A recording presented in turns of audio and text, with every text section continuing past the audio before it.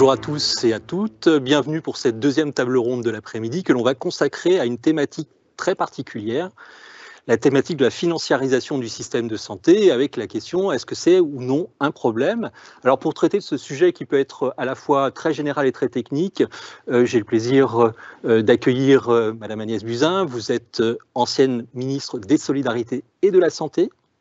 Nous aurons également le plaisir d'écouter Gilles Bonnefond. Vous êtes membre du conseil de la CNAM et vous êtes président de la commission prospective. Et enfin, monsieur Artus de Cormis, vous êtes alors directeur de cabinet à la direction déléguée de la gestion et de l'organisation des soins à la CNAM. Alors, la financiarisation du système de soins, c'est quelque chose qui apparaît depuis en fait relativement peu de temps dans le débat autour de la santé. Je rappelle simplement quelques éléments dont je pense on vous remettra aussi toutes les références dans le canal de chat. En 2023, la chaire santé de Sciences Po publie une note sur la financiarisation dans le secteur de la santé, tendance, enjeux et perspectives, par Yann Bourgueil et Daniel Medamouzi. Chargé produit de la CNAM consacre peu de temps après un chapitre complet de son rapport annuel, excellente lecture, sur cette financiarisation. Vous pouvez bien sûr aller le consulter. Et très récemment, puisque le 25 septembre précisément 2024, le Sénat publie un rapport sur ce sujet avec un titre un peu choc, puisqu'il dit « Financiarisation de l'offre de soins, une OPA sur la santé ». Donc c'est pour traiter en fait de ce sujet que nous sommes réunis cet après-midi. Alors Madame la Ministre, finalement, quand on parle de financiarisation, est-ce que c'est une nouveauté? Qu'est-ce que ça signifie finalement ce terme? Alors, d'abord, merci d'avoir organisé ce débat parce que je pense que c'est vraiment un sujet plus que d'actualité. C'est en effet le fait que de grands groupes financiers considèrent que notre système de santé aujourd'hui est suffisamment rentable en termes de retour sur investissement pour investir massivement et modifier quelque part l'offre de soins, les modes de production de soins, c'est-à-dire les modes de pratique des acteurs de soins que sont les médecins, les pharmaciens, les biologistes. Et cela interroge sur notre modèle de solidarité.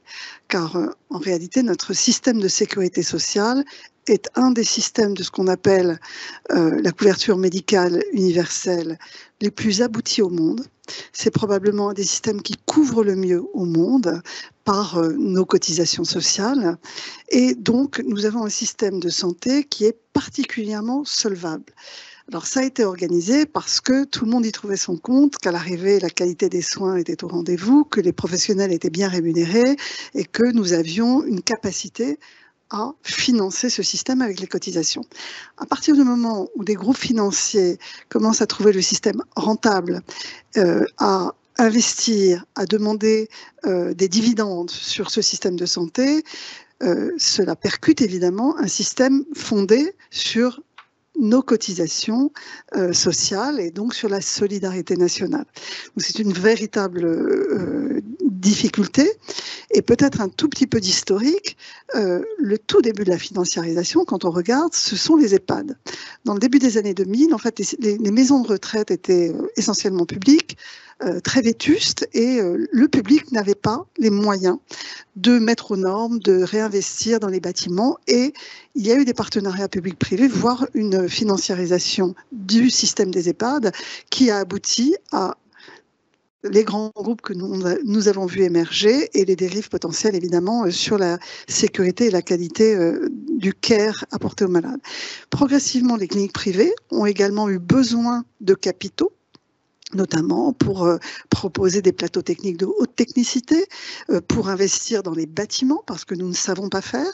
Et on a vu progressivement, et je l'ai vécu quand j'étais ministre, le système de la biologie médicale être soumis à des rachats massifs par des fonds privés. Et puis nous voyons aujourd'hui la radiologie, la pharmacie être soumis également à ce mouvement. Et donc, je suis ravie d'en débattre avec vous parce que comment réguler? La question est comment réguler? Est-ce logique qu'avec des cotisations sociales, nous ayons des groupes financiers qui aient des rendements à 2 chiffres? Le système de santé n'est pas fait pour ça, il est fait pour atteindre un équilibre. Et donc, nous avons besoin évidemment d'une régulation et la question c'est comment? Alors peut-être avant de parler de ce problème de régulation qui est essentiel effectivement sur ce secteur, est-ce que vous pouvez nous donner un peu l'ampleur et puis finalement, vous avez commencé, Madame la Ministre, à en parler, quels sont les secteurs qui aujourd'hui sont les plus touchés par cette financiarisation ? Alors comme cela a bien été dit, effectivement, on a vu cette dynamique progresser dans différents secteurs de l'offre de soins et on dirait qu'elle est arrivée à maturité principalement aujourd'hui dans le secteur de la biologie médicale, puisque nous avons 6 groupes qui sont adossés à des fonds d'investissement qui détiennent 60% de l'offre de soins de biologie médicale sur le territoire. Et ces groupes ont développé des techniques financières particulièrement poussées, donc c'est pour nous le cas le plus emblématique de la financiarisation. Plus récemment, on a également vu la financiarisation se développer et s'accélérer dans des secteurs comme la radiologie ou également dans des modèles, je dirais, un peu déviants de centres de santé qui ont détourné le modèle des centres de santé. Et on a vu, notamment dans le cadre de centres de santé dentaires et ophtalmologiques, les excès d'une certaine forme de financiarisation qui poussait au rendement au détriment de la qualité des soins. Donc c'est principalement dans ces secteurs, au-delà des cliniques privées, des EHPAD, dont vous avez bien sûr fait mention, où l'on a vu la financiarisation se développer ces derniers temps. Monsieur Bonnefond, mais finalement, pourquoi aujourd'hui le secteur de santé, on a parlé de rentabilité, mais on peut aussi dire que finalement cette financiarisation, elle est peut-être due aussi à une recherche de plateaux techniques, de spécialités beaucoup plus fortes. Est-ce que finalement ce modèle-là aujourd'hui, il est simplement purement négatif ? Il est négatif dans le sens où on se retrouve avec des personnes qui investissent en opportunité. Rendement à court terme, rendement extrêmement élevé, et derrière une captation de l'indépendance du professionnel de santé. On voit que tous les montages qui sont faits aujourd'hui, alors qu'il n'y a théoriquement que 25% du capital qui peut être investi par des capitaux extérieurs aux professionnels de santé, par des systèmes de montage, de holding, d'obligations convertibles en actions, de sociétés en cascade, on contourne le texte. Et on enlève l'indépendance du professionnel, c'est-à-dire sa décision sur son acte. Et la difficulté que l'on rencontre aujourd'hui, c'est que les ordres pourraient interdire ce type de montage quand l'indépendance du professionnel est remise en question. Sauf que les textes ne sont pas clairs, que tous les contrats ne sont pas mis à la disposition des conseils de l'ordre et que parfois on juge en première instance ou en appel avec des juges qui sont compétents sur le code du commerce, mais beaucoup moins compétents sur le code de la santé publique. Et donc ce qu'il faut arriver à faire à travers l'évolution des textes, c'est que le code de la santé publique soit respecté en premier et que le code du commerce s'adapte au code de la santé publique. Et pas l'inverse, c'est ce qui est en train de se passer aujourd'hui. Et vous avez un déséquilibre très très important entre des cabinets d'avocats spécialisés dans ce type de montage qui l'ont fait dans d'autres secteurs d'activité et en face des professionnels de santé jeunes de 25 ans qui ne connaissent pas tous ces montages bien évidemment et les conséquences des accords qu'ils signent et des pactes qu'ils signent. Également l'ordre qui n'est pas en capacité de lutter contre ces cabinets d'avocats et ces montages qui sont assez opaques, et même la CNAM qui parfois les découvre au fur et à mesure des dérives et des pratiques de facturation que l'on retrouve à travers ce type de montage. Donc on a là, à votre question, est-ce que la financiarisation du système de santé est-elle un problème ? 3 fois oui. 3 fois oui, parce qu'elle n'est pas aujourd'hui contrôlée, régulée, et elle n'est pas dans un objectif, et vous l'avez dit, Madame la Ministre, on se base quand même sur un financement qui est pour solidarité et égalité d'accès aux soins, et on a en face de nous des financiers qui veulent investir à court terme et avec des rendements à 2 chiffres. Donc on voit bien qu'on n'est pas sur les mêmes valeurs. Alors Madame la Ministre, finalement, est-ce que l'État aujourd'hui est en capacité, puisqu'on parlait du Code de la santé publique notamment, est-ce qu'il est en capacité réellement à jouer son rôle de régulateur ? Alors, je vais répondre oui et non. Il n'était pas préparé et il a mis du temps à voir venir le problème. Et puis, quelque part, je pense que ça répondait à un vrai besoin de capitaux pour investir dans des outils qui devenaient un peu obsolètes, anciens, et donc nous avons besoin d'argent aujourd'hui. La santé coûte cher parce que nous avons des plateaux techniques très techniques. Nous avons absolument besoin d'accéder à de l'investissement et l'État a du mal. Donc l'État peut-être a laissé faire un peu et n'était pas armé, c'est-à-dire que quand vous regardez la structuration du ministère de la Santé, il n'y a pas de bureau de personnes capables aujourd'hui d'interroger ces modèles financiers. Nous n'avons pas d'économistes, personne ne vient des fonds d'investissement et donc il faut monter progressivement une compétence au sein du ministère de la Santé pour interroger les modèles et voir comment les réguler. Alors peut-être que la CNAM est un peu mieux outillée, Bercy certainement, mais Bercy ne voit pas forcément le fait que c'est un secteur marchand qui n'est pas simplement un secteur marchand, c'est en fait un secteur profondément solvable, c'est un secteur quelque part sans risque. La population vieillit, nous avons de plus en plus besoin de professionnels, nous faisons de plus en plus d'actes d'année en année, et donc en fait, le risque financier est proche de zéro pour les gens qui investissent dans notre système de santé.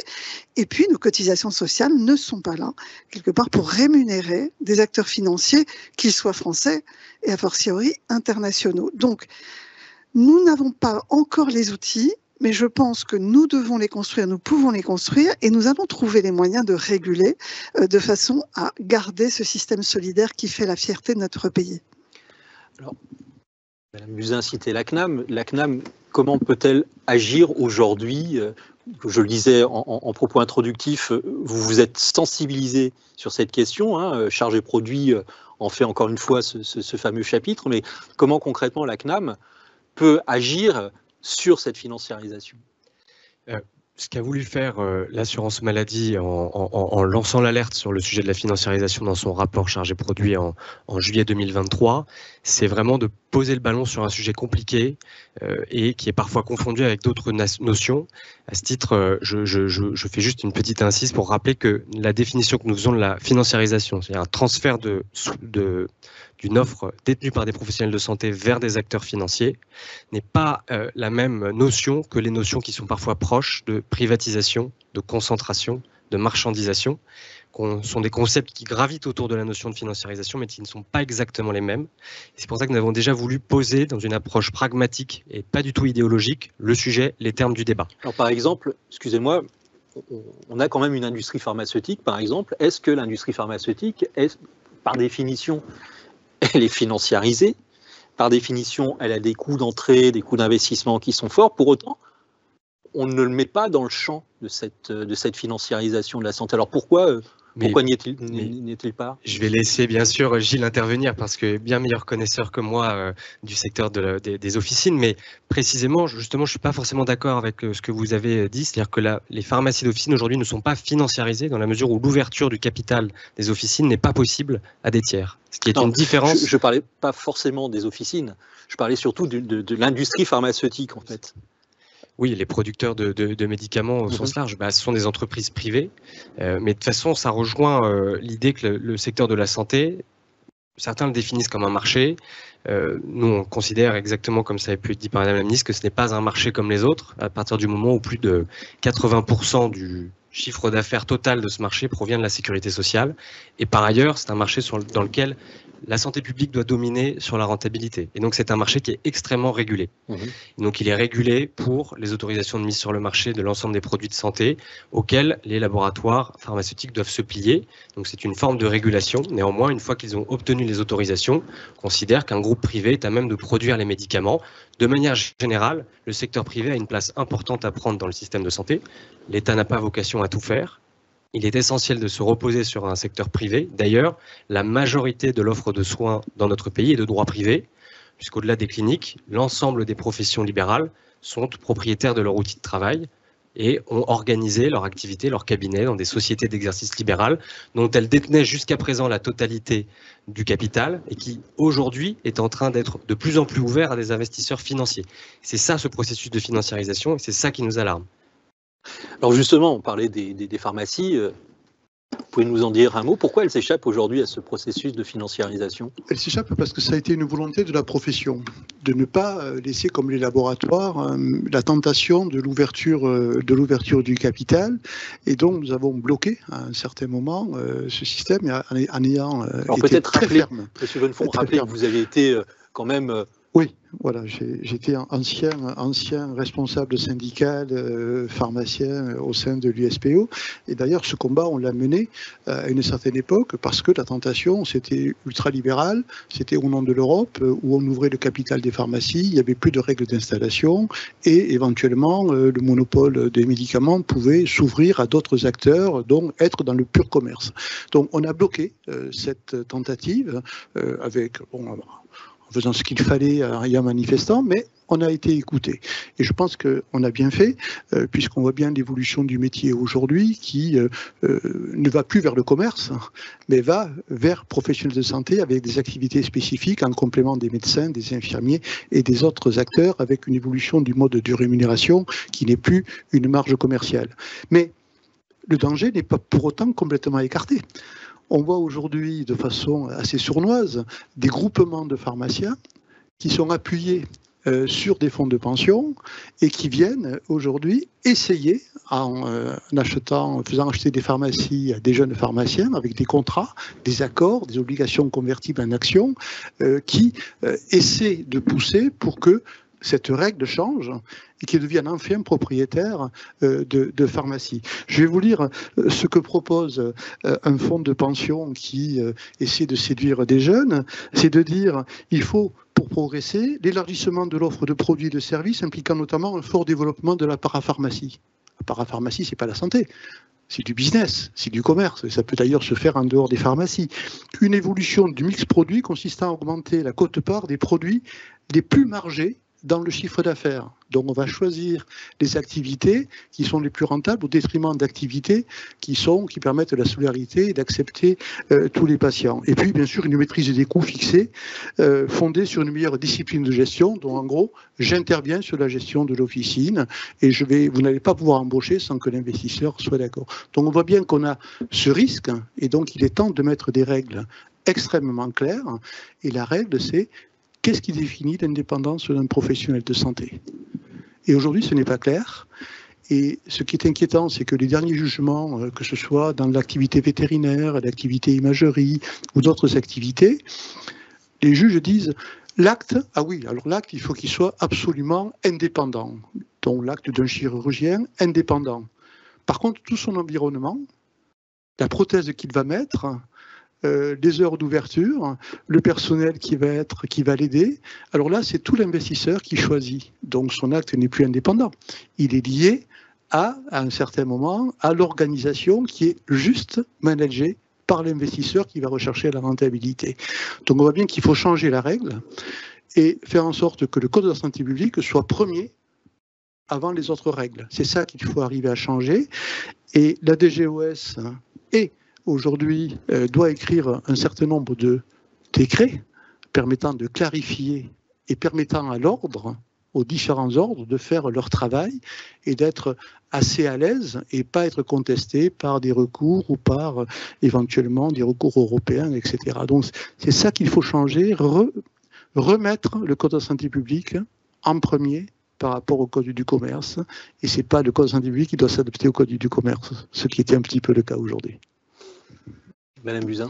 Oui, je veux rebondir sur l'indépendance. C'est un problème majeur puisque ce que nous observons dans tous les secteurs qui se sont financiarisés, c'est qu'au début, c'est très séduisant pour les professionnels qui adhèrent à un changement de modèle et progressivement, ils ressentent tous une pression qui s'exerce sur eux au fur et à mesure que les mois et les années passent de façon à être de plus en plus rentable.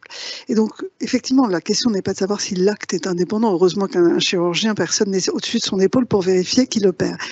Mais la question est celle de la pertinence des actes effectués. Est-ce qu'on en fait beaucoup pour des raisons financières? Est-ce qu'on pose des indications chirurgicales un peu limite qu'on ne devrait pas poser parce qu'on a cet enjeu de rentabilité?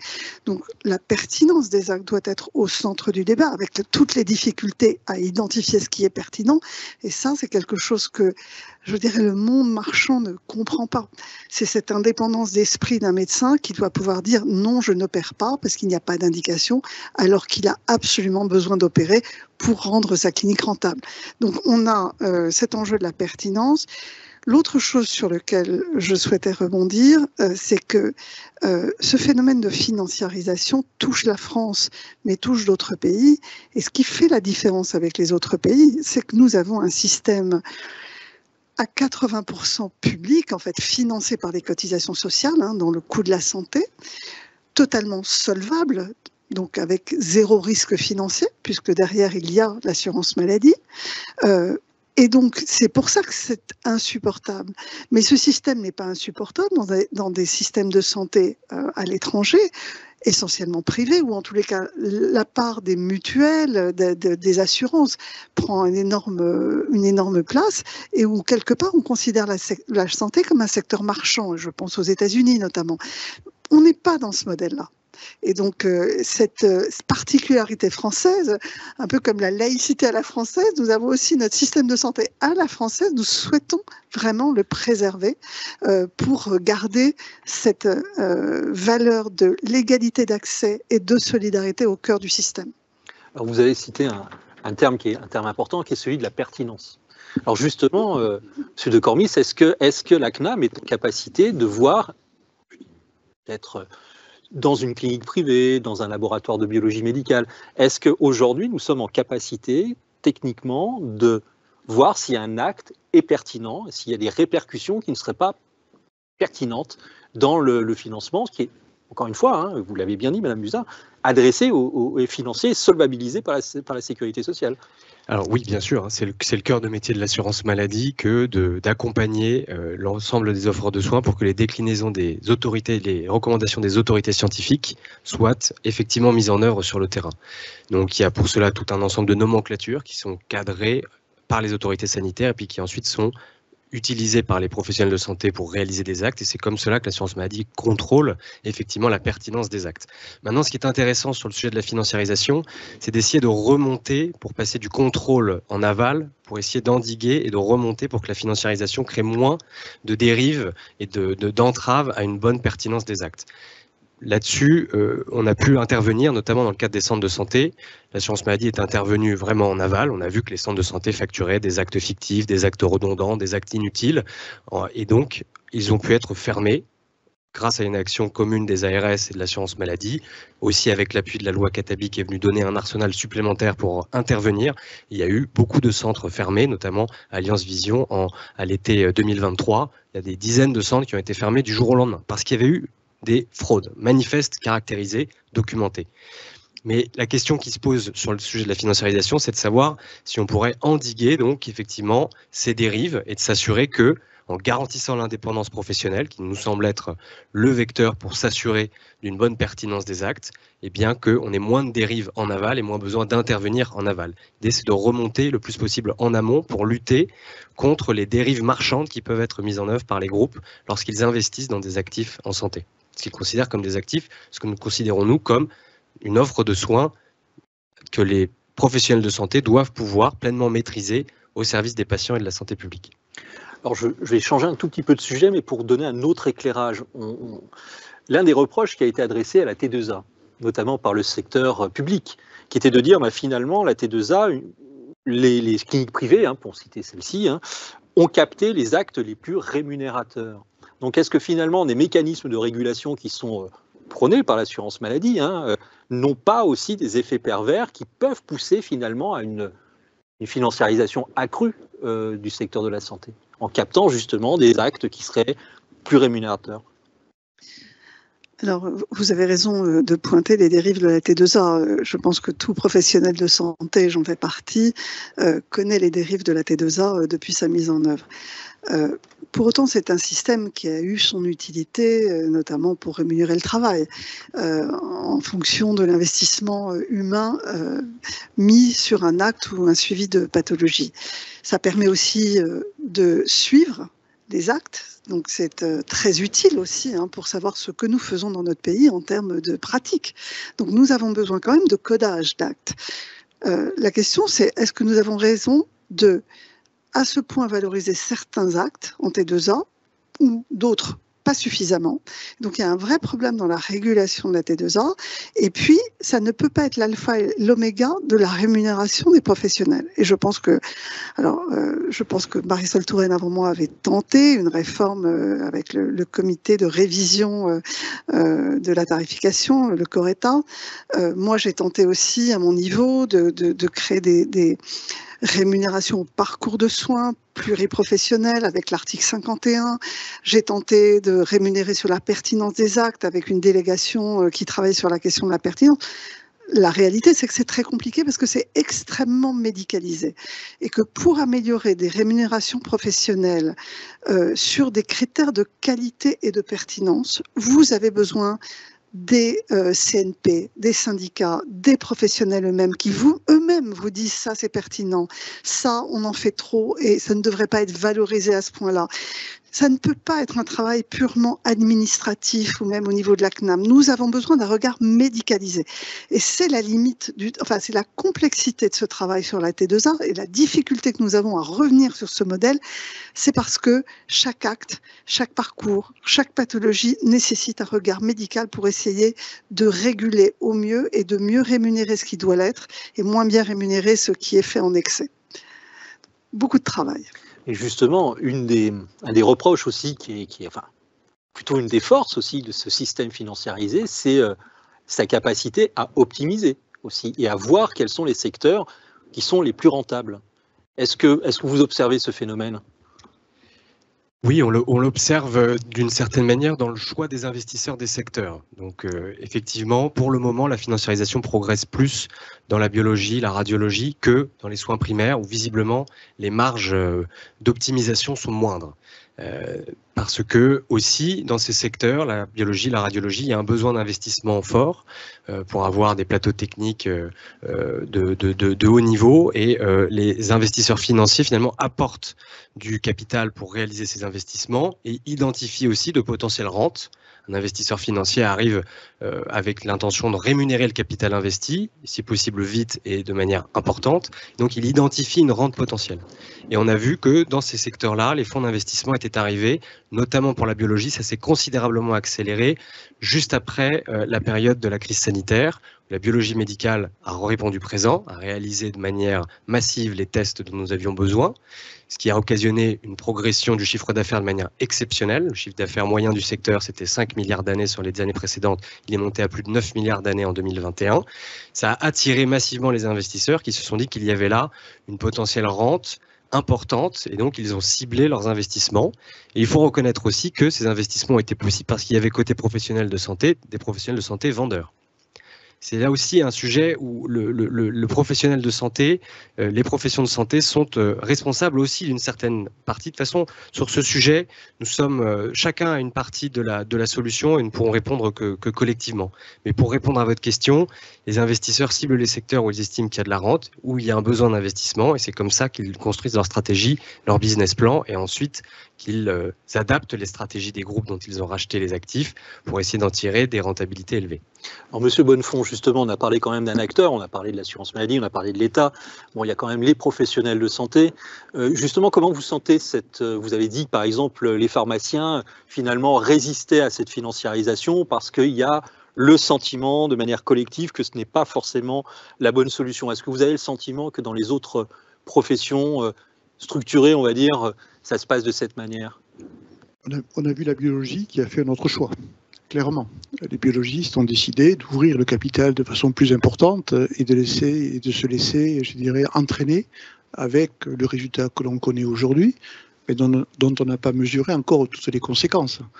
Parce que quand vous faites des économies d'échelle sur les analyses, les plateaux techniques, les achats groupés, etc., et que vous voulez maintenir une rentabilité à 2 chiffres, après, il va falloir faire des économies supplémentaires. Et on sait où elles vont se faire, sur le nombre de sites, sur l'amplitude horaire, sur l'accessibilité de ces laboratoires. Donc on est au début du processus, malheureusement, et là on verra les conséquences négatives de ce système de financiarisation.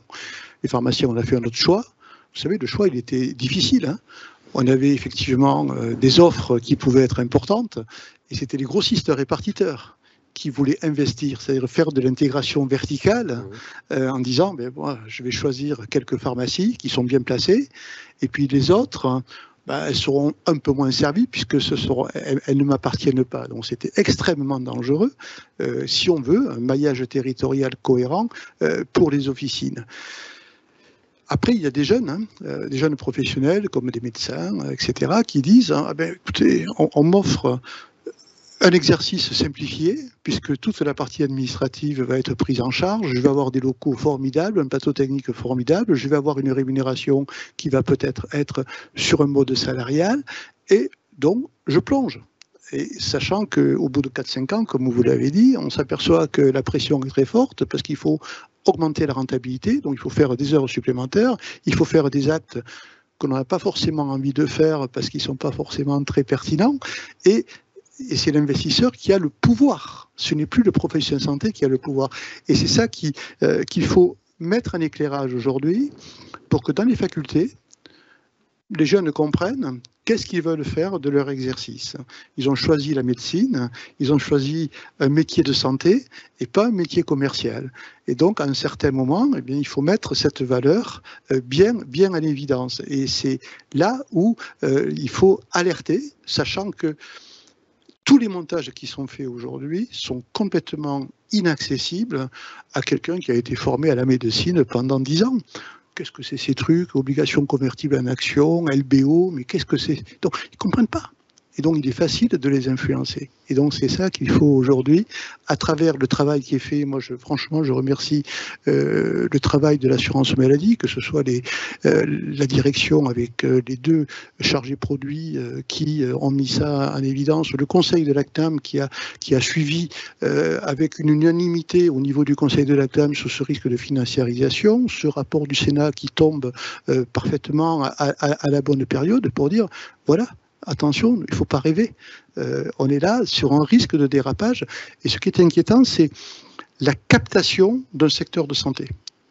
C'est-à-dire la capacité aujourd'hui, et on le voit dans les négociations conventionnelles avec les biologistes, vous discutez avec qui? Avec un professionnel de santé qui représente la biologie ou un représentant des investisseurs? Et la discussion n'est pas du tout la même. Et le rapport de force n'est pas du tout le même. Et le risque, c'est qu'à un moment, l'investisseur dit ça ne m'intéresse plus, j'ai trouvé un secteur beaucoup plus rentable et je laisse tomber cette affaire. Et donc là, comment on fait pour réorganiser? Qui réorganise? Qui restructure un secteur qui se retrouve en déshérence parce que l'investisseur n'est plus intéressé? Donc on a là un véritable risque qu'il faut mettre en perspective aujourd'hui sur les décisions politiques à prendre. Alors peut-être qu'il y a 2 dimensions dans ce que vous venez de dire. Il y a à la fois la dimension de la complexité en fait, de la structuration financière, où vous dites finalement on arrive avec un contrat tout signé qui peut paraître effectivement alléchant, mais on ne connaît pas les petites clauses et les petites astérisques comme dans un contrat. Et il y a une autre dimension, et peut-être Madame Buzyn, je voudrais que vous reveniez là-dessus, sur cette dimension de déontologie. Dans la table ronde précédente, Madame Dormont a parlé de cette financiarisation et elle disait par exemple qu'une des solutions qui pouvait être mise en avant pour éviter cette financiarisation, c'est justement le retour à l'éthique professionnelle qui consisterait à dire, par exemple, lorsque vous travaillez dans une clinique, que vous faites un choix médical, par exemple sur une prothèse, sur un appareillage, d'avoir une commission de déontologie qui permette de ne pas faire travailler, on va dire, la clinique, mais d'avoir un jugement de pertinence et de déontologie justement pour éviter les excès en fait de prescription qui pourraient finalement enrichir une clinique ou que sais-je, une structure. Alors, je vais vous... Bien sûr, on parle de déontologie. Le problème, c'est que les glissements sont progressifs et que les professionnels ne se sentent pas soumis, ils se sentent soumis à la pression, mais ne sentent pas la dérive quelque part, et ils l'exercent malgré eux. Et ils ne voient pas à quel point leurs actes, au fur et à mesure des années, ne sont plus pertinents. C'est une des difficultés. Je vais vous donner un exemple typique de pertinence sur la biologie qui m'a vraiment fascinée pendant le Covid, puisque vous l'avez évoqué. Les biologistes ont vraiment multiplié les capacités de faire des tests PCR dont nous avions tous besoin pour notre passe sanitaire, pour les isolements, etc. Ces tests PCR étaient remboursés 75 € par test. Et en septembre 2020, nous en faisions pour l'équivalent d'1 milliard d'euros. Alors, je ne sais plus si c'est par semaine ou par mois, j'ai oublié, mais c'était vraiment très important. Et on se rendait compte que derrière cette activité, les laboratoires n'avaient pas investi en machines ou en ressources humaines pour rendre les tests. Et je me souviens avoir envoyé une note au président de la République en disant « Mais comment se fait-il qu'on accepte de rembourser 75 € un test dont on nous donne le résultat 10 jours plus tard ?» Quelle est la pertinence? On s'en fiche en fait. Entre-temps, le malade aura contaminé des dizaines de personnes, il n'aura pas été mis en isolement. Donc je lui ai dit, faites un système de bonus-malus, mais n'acceptez pas de rembourser des tests qui sont donnés au-delà de 48 heures. Et donc de ce fait, on a fait ce système de bonus-malus et les laboratoires ont investi dans des ressources humaines.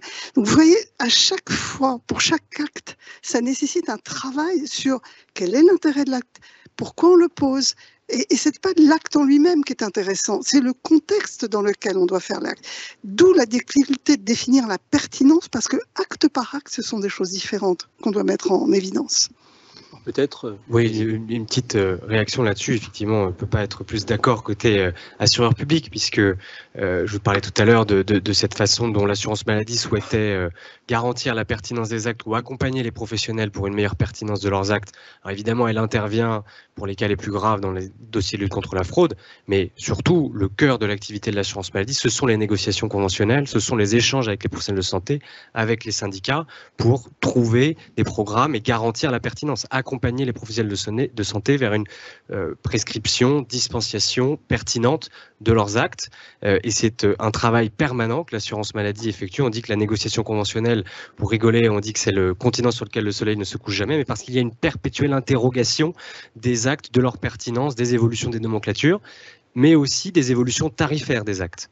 Et sur ce point aussi, un petit élément que je voudrais partager, l'assurance maladie, elle garantit la pertinence des actes, mais elle veille aussi à ce que lorsqu'il y a des niveaux de rentabilité très élevés dans un secteur, le régulateur public, l'assureur public puisse récupérer une partie de cette rentabilité en pratiquant, lorsque c'est nécessaire, lorsque c'est justifié, des baisses tarifaires. C'est ce qui s'est produit sur la biologie. Il y a eu notamment un accord cadre avec les biologistes qui a été signé il y a moins d'un an pour récupérer une partie de la rentabilité très élevée que les laboratoires de biologie affichaient. C'est le rôle de l'assureur public que de venir réguler les tarifs et de définir avec les professionnels de santé des programmes de pertinence. Donc là, vous voyez, on remonte encore d'un cran, on essaye de bâtir avec tous les acteurs du système de santé des programmes pertinents et de faire évoluer les tarifs pour ajuster, valoriser mieux les actes qui sont pertinents, mieux valoriser les interventions en commun des professionnels, rémunérer à la qualité des soins et non pas juste au volume, et d'une certaine manière opérer cette bascule pour avoir un système de santé dont la facturation est alignée avec les objectifs de santé publique. Donc une des solutions peut-être serait de changer aussi le modèle de facturation et de plus forcément facturer systématiquement à l'acte, mais peut-être au parcours de soins. C'est Bonnefond. Tous les modes de rémunération doivent évoluer. On voit bien que l'ensemble de l'organisation des soins évolue, les techniques évoluent, et à un certain moment, un modèle économique qui était utile et indispensable à un certain moment nécessite une évolution. Et donc il faut accepter cette évolution, alors pour éviter les opportunités, ou pour un certain moment mettre de la lisibilité dans l'activité, mais après éviter les effets pervers de l'utilisation de ce qu'on a vu éventuellement sur la T2A. Donc ça, et le problème que l'on rencontre, c'est que les professionnels de santé sur une évolution de mode de rémunération sont extrêmement réticents et ne sont pas très proactifs. Et ça, c'est une vraie difficulté que l'on a. On voit bien, vous l'avez évoqué au moment du débat, est-ce qu'on rémunère à l'acte ou est-ce qu'on rémunère le parcours de soins? Et comment on fait un mixte pour être plus efficace, être plus incitatif, pour être sur une rémunération avec des actes coordonnés plutôt que des actes réalisés par les uns et par les autres sans forcément s'assurer que la coordination était parfaitement utile. Donc ça, absolument indispensable. Je voudrais revenir sur un point au tout début. En fait, on s'aperçoit que parfois on a besoin d'argent. On a besoin d'argent privé, et ça, je dirais qu'à la limite, c'est pas gênant, à condition que cet argent privé serve comme un prêt, comme un banquier, comme quelqu'un qui investit dans un secteur, mais qui investit en disant je vous prête de l'argent parce que il faut à un certain moment avoir un investissement important. Là, la différence avec des fonds de pension, c'est que non seulement ils veulent, bien sûr, ils mettent de l'argent, mais pas trop d'ailleurs, parce qu'avec les systèmes LBO, en fait, ils ne mettent pas d'argent, ils se rémunèrent immédiatement sur l'activité. mais ils veulent des niveaux de rendement et ils captent l'activité, ils captent le professionnel. Donc c'est ça la financiarisation qu'il faut éviter dans un secteur aussi sensible que la santé. Et donc il faut qu'on fasse bien le distinguo. Si le marché est attractif, la banque elle va prêter. Parce qu'elle sait que la clinique, eh bien, elle va être rentable, parce que oui, elle a besoin d'un investissement. On n'a pas forcément besoin d'avoir des opérateurs qui vont faire en opportunité, vont faire beaucoup de rentabilité, parce que ce sera au détriment des professionnels pour leur rémunération et au détriment du payeur qui ne pourra pas investir sur d'autres secteurs. Donc il faut qu'on arrive à réattirer les véritables investisseurs et écarter ceux qui veulent investir en opportunité. Je vais rebondir sur ce qu'a dit Arthur de Gomis et Gilles Bonnefond. Je considère aujourd'hui que le système a tellement évolué que le cadre conventionnel n'est absolument plus adapté à notre système de santé. Je suis absolument persuadée qu'il faut réviser le cadre conventionnel. Nous ne pouvons plus négocier simplement avec des syndicats professionnels. D'abord, ils ne poussent pas à la pluriprofessionnalité des parcours. Donc c'est très compliqué de discuter quand on discute actes et consultation alors que nous voulons une tarification plurielle. Nous ne voulons pas que du parcours, que de la ROSP ou que mais il y a de l'acte. Mais ça ne peut pas être l'unique mode de rémunération et là aujourd'hui il n'est pas porté par la convention médicale. Donc, il n'est plus adapté. Il y a des acteurs qui sont absents, les maisons de santé pluriprofessionnelles, les centres de santé, les jeunes médecins qui aspirent à d'autres pratiques. Je pense aussi à tous ceux qui offrent de la téléconsultation. Ils ne sont pas représentés. Donc, en fait, je pense qu'il faut repenser notre cadre conventionnel avec notre nouvelle organisation du système de santé, peut-être avec du médico-social, parce qu'on a besoin de parcours. Donc, je crois aujourd'hui qu'on n'a pas cette réflexion et qu'on continue à négocier avec des gens qui, en fait, correspondent à une pratique du siècle dernier. Donc, voilà, ça, c'est vraiment ma conviction. J'ai aussi, pour rebondir sur le fait que nous avons besoin de capitaux. Oui, nous avons besoin de capitaux et nous avons besoin d'investissements. Nous avons besoin d'argent dans le système, notamment quand il faut investir dans des machines très coûteuses ou dans la réparation de bâtiments, etc. Et ça pose la question aujourd'hui de notre système de retraite. Je vais très loin, mais nous avons une retraite par répartition, nous n'avons absolument pas de capitalisation. C'est une des raisons pour lesquelles notre pays aujourd'hui manque d'argent frais par rapport à d'autres pays qui ont un système de retraite avec un peu de capitalisation qui apporte par les fonds de pension en réalité de l'argent. Et donc je crois aussi que ça va très loin. En fait, si on réfléchit à comment avoir de l'argent, ce ne sont pas que les banques. Il y a aussi peut-être la façon dont nous vivons le capitalisme, entre guillemets. Non pas que je sois une grande capitaliste, mais nous avons besoin d'argent en fait pour améliorer le système. Moi, je voudrais revenir sur une dimension qui est une dimension assez importante quand on parle de financiarisation. On l'a cité à plusieurs reprises, il y a régulation. Vous avez parlé, Madame la Ministre, d'une situation un peu particulière de la France sur ce sujet-là. Les modèles de santé ne sont pas forcément les mêmes. Est-ce qu'on peut s'appuyer sur des instances qui pourraient être en matière de régulation européenne? Est-ce qu'il existe des régulations européennes en matière de financiarisation? Si ce n'est pas le cas finalement, et c'est aussi ce que prône Chargé Produit, mais également le rapport du Sénat, des instances de régulation qui seraient en capacité, et vous l'avez cité à plusieurs reprises également, de démonter le circuit financier derrière tout cela. Qu'est-ce qu'il faut faire en fait en gros en régulation aujourd'hui? Alors d'abord sur les éléments on va dire de comparaison internationale, je pense que le système français est plutôt mieux disant en matière de protection à date contre la financiarisation que les autres pays européens. Nous avons pas mal travaillé avec des chercheurs de plusieurs pays au sein de l'assurance maladie et avec l'Observatoire européen des systèmes de santé. On a fait plusieurs réunions sur la financiarisation et les perspectives qui étaient partagées, c'était plutôt que les autres pays étaient en avance sur nous plutôt qu'en retard. L'autre élément qui était partagé, c'est que tous avaient du mal à réguler ce phénomène compliqué et que parfois le droit européen était un point de fuite de la financiarisation plutôt qu'une manière de le régler, puisque par les truchements des montages, finalement on arrive à intégrer du droit européen dans le droit français et finalement c'est aussi par ce biais-là que certains montages un peu compliqués ont pu être mis en œuvre, notamment dans le cas de la biologie. Mais pour revenir peut-être au contexte français et à la proposition que nous avons faite dans le rapport Chargé Produit en juillet 2023, elle est double. C'est d'abord créer un observatoire, mais un observatoire qui associe très largement l'ensemble des acteurs de santé pour approfondir le diagnostic, établir un diagnostic qui soit pleinement partagé avec tous les acteurs. Il ne peut pas être juste le secteur public qui établit un diagnostic, il faut que ça vienne des professionnels de santé, il faut que ça vienne des ordres. Donc cet observatoire aurait pour principale mission d'augmenter la connaissance sur le sujet, de rattraper notre retard sur les fonds d'investissement, parce qu'il est vrai que pour le moment, il y a une véritable distorsion de compétences entre les acteurs professionnels de santé et les acteurs publics par rapport aux acteurs financiers. Ils ont un train d'avance, il faut qu'on puisse rattraper ce train. Il faut qu'on puisse également mesurer très concrètement les impacts de la financiarisation.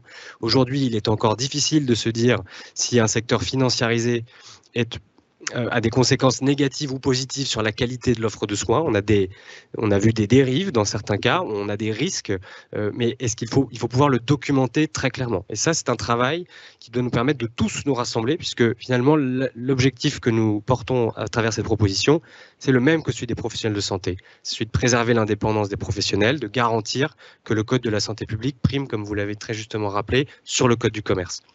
Un observatoire qui doit permettre aussi d'identifier les moyens de régulation efficaces. Régulation efficace, pour moi, il y a plusieurs ordres de sujets.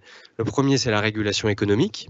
Donc, on récupère une partie des marges que peuvent générer certains groupes. Pour ça, il faut faire la transparence sur ces marges, faire la transparence sur le niveau de rentabilité des secteurs. C'est aussi une des missions de l'Observatoire, de permettre de nourrir, armer les négociations conventionnelles pour voir s'il y a lieu de récupérer une partie des bénéfices réalisés par certains groupes. Que l'assurance maladie, je le rappelle, est en déficit cette année de près de 11 milliards d'euros. Donc, il y a évidemment un enjeu économique. Deuxième ordre de régulation, c'est de renforcer l'indépendance professionnelle en peut-être faisant évoluer le cadre qui entoure les sociétés d'exercice libéral, cette fameuse loi de 90, l'ordonnance du 8 février 2023, tous ces dispositifs que les ordres peuvent activer pour intervenir lorsqu'ils estiment qu'un montage n'est pas compatible avec l'indépendance des professionnels. Le Sénat a fait certaines propositions. Nous, côté assurance maladie, nous sommes prudents parce que nous avons peur qu'une régulation trop brutale entraîne des effets de bord et que pour lutter contre quelques acteurs dont on dirait que leurs pratiques sont pour le moins excessives, on finisse par empêcher aussi de très nombreux projets censés et organisés en bonne intelligence sur le territoire. Donc, lorsque nous aurons identifié les moyens de régulation efficaces, ensuite, il faut que l'État puisse intervenir aux côtés des professionnels de santé. Et c'est ce que nous avons essayé de redire plusieurs fois à la mission sénatoriale. Il faut qu'on travaille main dans la main sur ce sujet. On l'a vu, là, les ordres interviennent. La société Imapol en radiologie, il y a un contentieux en cours, l'ordre des médecins est intervenu. Pour le moment, ça n'a pas abouti. Et il faut que l'État, les ARS, l'assurance maladie puissent intervenir aux côtés des ordres lorsqu'ils estiment qu'il y a des entraves pour accompagner les dossiers et rentrer dans une régulation efficace point par point. Donc, c'est un peu les angles qu'on identifie. Monsieur Bonnefond. Il faut aller plus vite. Non, il faut aller beaucoup plus vite. Parce que malheureusement, les acteurs sont déjà sur le terrain et sont en train de prendre des parts. Alors, bien sûr, l'observatoire est absolument indispensable.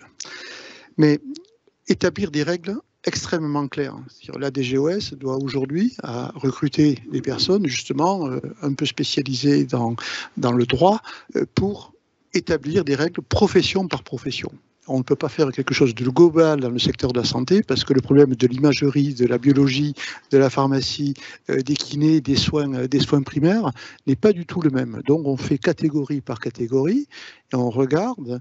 Et l'Europe, qui était, je dirais, un risque quand on faisait des règles un petit peu trop strictes, aujourd'hui, on a quand même le droit de subsidiarité sur le secteur de la santé.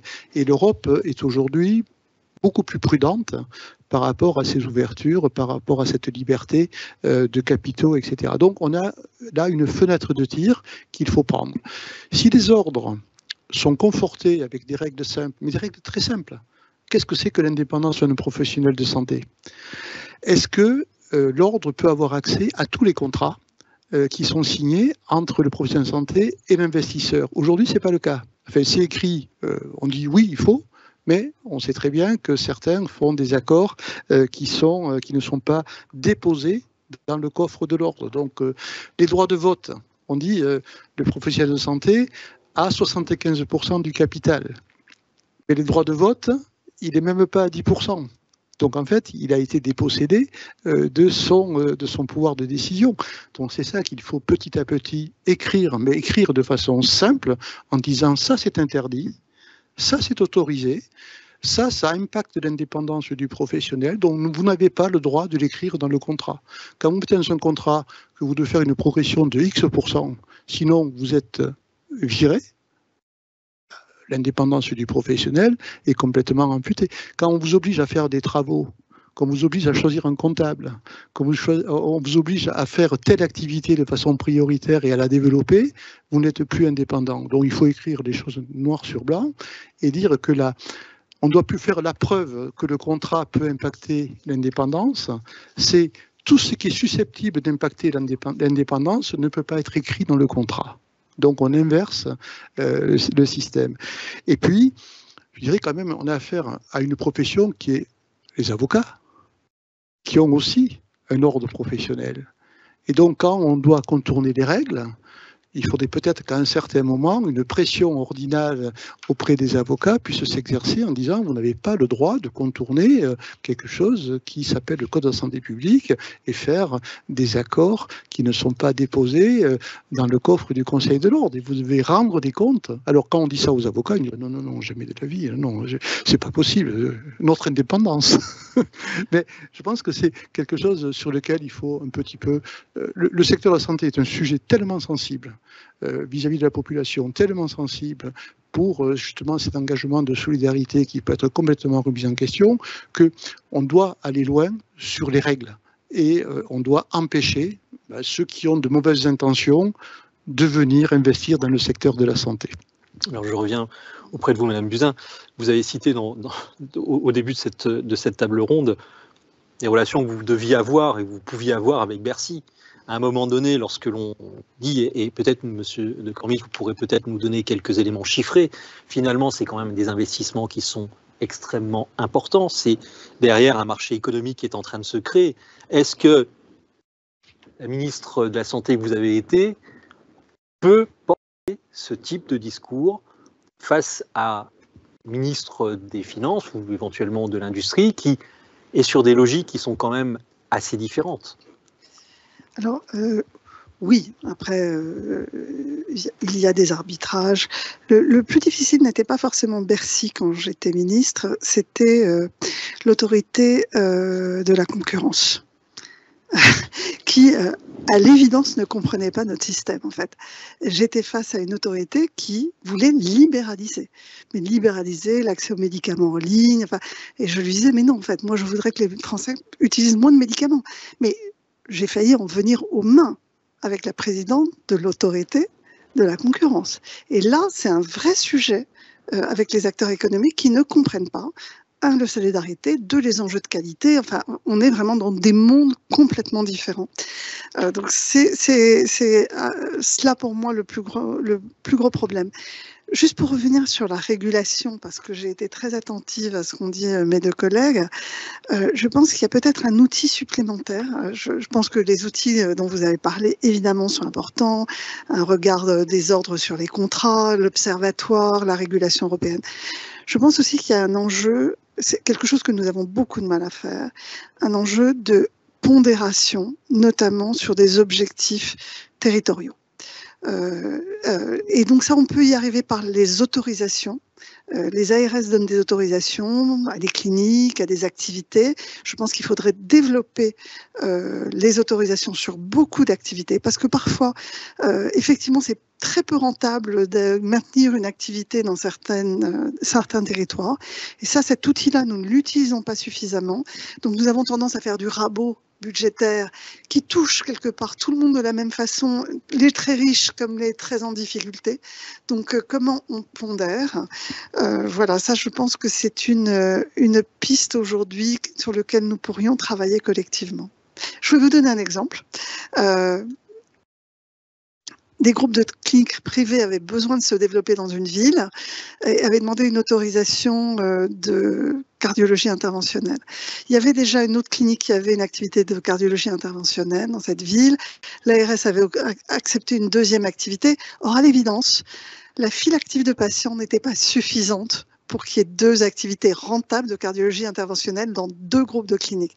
Et donc, le ministère s'en était emparé, mais Les élus locaux disaient non, mais l'offre de soins est insuffisante. Vous savez, le discours ambiant, la désertification médicale, il faut ouvrir telle activité, il faut l'accessibilité. En réalité, nous savions que nous allions vers de la non-pertinence d'actes, c'est-à-dire des actes faits pour rendre rentable une activité. Ça a été horriblement difficile de revenir en arrière et de refuser cette autorisation. Donc, on a un enjeu de travailler collectivement sur des autorisations pour garantir l'accès aux soins, mais aussi la pertinence des soins. Pour rebondir effectivement, Monsieur de Cormis, vous avez dit à juste titre que l'assurance maladie est intervenue pour fermer des centres dentaires, pour fermer des centres d'ophtalmologie qui effectivement étaient vraiment dans la fraude à l'assurance maladie de manière massive. Mais c'est vrai que pour les patients de ces centres, cette financiarisation, cette arnaque à la sécurité sociale, pour faire très court, n'a pas été perçue de cette manière. Et ça peut être parfois perçu comme, effectivement, comme une accentuation, paradoxalement, de la désertification médicale et de l'accès aux soins. Parce que un des éléments, et peut-être aussi une des forces que l'on doit mettre en avant, c'est que ces structures s'installent à un moment où on a plutôt tendance à voir les structures de santé reculer. Et donc, comment, en fait, on arrive à faire passer ce double message ?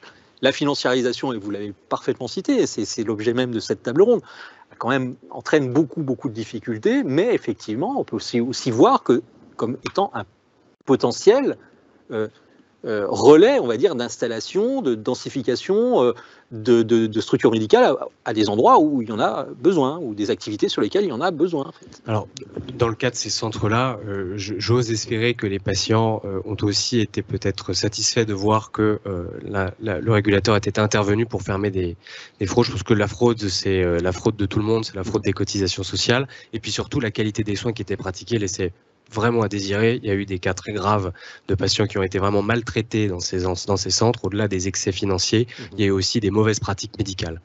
Donc je pense que sur ce point-là, il était doublement légitime d'intervenir. Maintenant, la question que vous posez fondamentalement, c'est celle d'arriver à ne pas faire fuir totalement l'investissement privé, dont je pense que notre système de santé a besoin, et nous étions tous d'accord pour en convenir. Il a besoin d'investissement privé, mais à certaines conditions. Pas à n'importe quel prix, pas dans n'importe quelles conditions. On parlait de l'indépendance professionnelle. Nous avons à cœur, évidemment, côté assurance maladie, le sujet de la rentabilité qui ne doit pas être excessive. Il faut que le soin prime sur le revenu. Et donc, ce que nous devons bâtir tous ensemble, finalement, c'est une doctrine de l'investissement en santé, de l'investissement privé en santé. Est-ce qu'il faut qu'il soit un engagement suffisamment long dans le temps? Est-ce qu'il faut qu'il se fasse avec un certain niveau de transparence pour que les ordres puissent vraiment évaluer l'indépendance des professionnels? Est-ce qu'il faut que le niveau de rentabilité soit mesuré et que là aussi la transparence soit faite pour que peut-être acteur par acteur et non pas dans l'ensemble d'un secteur, des interventions puissent être faites pour rendre une partie de cette rentabilité que l'on peut qualifier d'excessive aux régulateurs, finalement aux Français. Il s'agit de réutiliser, cet argent ne parte pas dans les poches d'acteurs privés, mais puisse être réutilisé pour investir dans la santé de tous. C'est cette doctrine de l'investissement en santé. Il ne faut pas bannir l'investissement privé en santé, il faut l'encadrer, il ne faut pas lutter par idéologie contre la financiarisation, il faut la maîtriser. Je vous propose que l'on s'arrête sur ce mot de la fin. Merci à vous.